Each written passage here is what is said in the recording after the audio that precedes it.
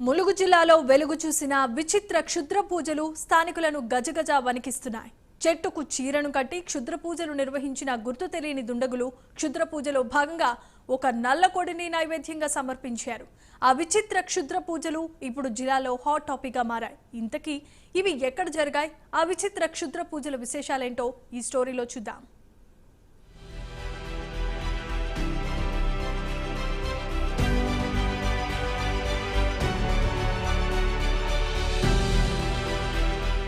మనిషి కోరికలు అనంతం. ఆ కోరికలే అందనంత ఎత్తుకు తీసుకెళ్తాయి. ఆ కోరికలే అగాధంలోకి నెట్టివేస్తాయి. వింత వింత కోరికలతో పాటు సమస్యల పరిష్కారం కోసం ఈ మధ్య క్షుద్ర పూజలు నయా ట్రెండ్ గా మారాయి. జనం అమాయకత్వాన్ని సొమ్ముగా చేసుకుని క్షుద్ర పూజలు జరిపే మంత్రగాళ్లు రోజురోజుకు పెరిగిపోతున్నారు. ప్రజల అమాయకత్వాన్ని సొమ్ము చేసుకునే కేటుగాళ్లు వింత వింత రూపాల్లో తాంత్రిక పూజలు నిర్వహించి ప్రజలను హడలెత్తిస్తున్నారు.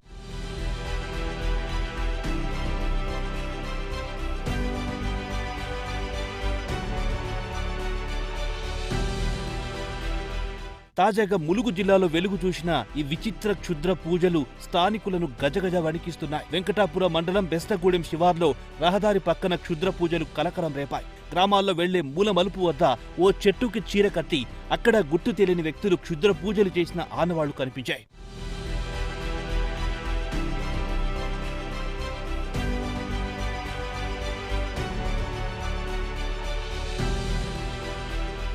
చెట్లకు చీర కట్టి తాంత్రిక పూజ నిర్వహించిన మాంత్రికులు అక్కడ నల్లకోడిని సైతం బలిచ్చారు. పూజ నిర్వహించిన ప్రాంతంలో పసుపు, కుంకుమ, నిమ్మకాయలు పేర్చి కోడిని కోసి వదిలిపెట్టిన ఆనవాళ్లు తీవ్ర ఆందోళనకు గురి చేస్తున్నాయి.